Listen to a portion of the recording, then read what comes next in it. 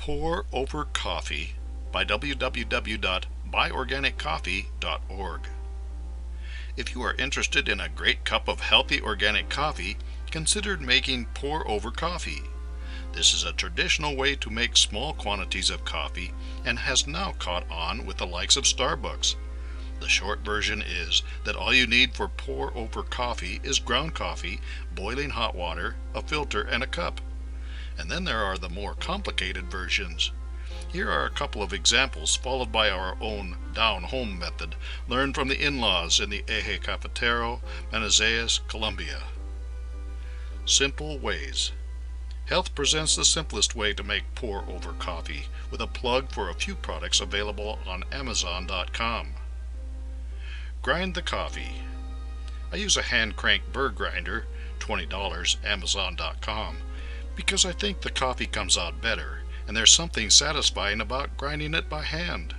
Plus, I get a quick little arm and shoulder workout in. First thing, no joke. But you can skip this step and use pre-ground or make it quicker by grinding yours in an electric grinder. Transfer it to a filter. Because I use a porcelain Hario ceramic coffee dripper, $17, Amazon.com, I use their paper filters, $7, Amazon.com, too. You can buy other drippers, of course, but I prefer not to use plastic, and I think the coffee tastes cleaner with these filters than others I've used. Once the coffee is in the filter in the cone, give it a little shake to even out the grounds. Heat up the water. Do this while grinding the beans. Here's where I deviate from the diehards. A true coffee expert would tell you to use a special kettle with a thin spout for precise pouring. I just use my regular kettle, the same one my husband uses for gasp tea. Pour over. Time to brew. Pour in just enough water to wet the grounds, then let it stand for 30 seconds to a minute. This allows the grounds to bloom, resulting in more even coffee extraction for the rest of the brew. You'll see the grounds kind of puff up slightly. After the bloom, continue pouring, a bit at a time.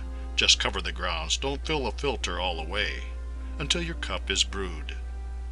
This looks like a workable approach, and there are more who want to have their say. Must-have gear. The cheat sheet offers lots of must-have gear for making pour-over coffee. These folks participate in the Amazon Services LLC Associates program, so you can guess where to buy their suggested products. You can make great tasting coffee a number of ways, but one surefire method is to use a pour-over brewer. Unlike a traditional drip machine, pour-over brewers let you evenly infuse every granule of coffee with hot water. That way, the flavor is perfectly extracted from the beans, minimizing bitterness and ensuring a full-bodied cup of coffee.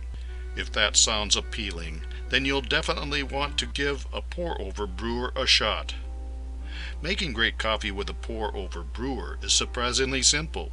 Here are a few key pieces of gear to get you started. These folks are promoting lots of products.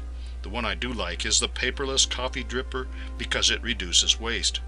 Or you could go with what my in-laws use in the Eje Cafetero, where they grow the good stuff. Back to the basics.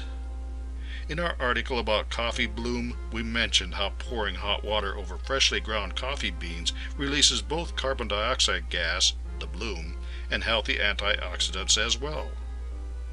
What is a coffee bloom, and is it a good or bad thing?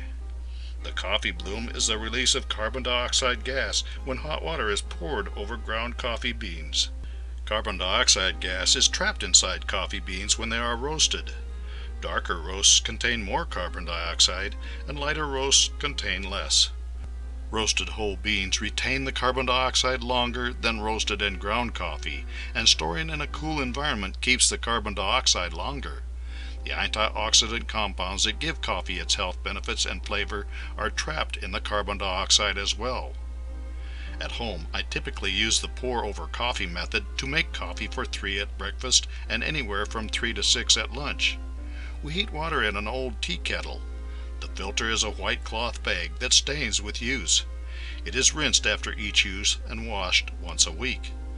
The receiving coffee pot is older than the tea kettle and was purchased from a street vendor on Avenida Santander in Manizales, Colombia.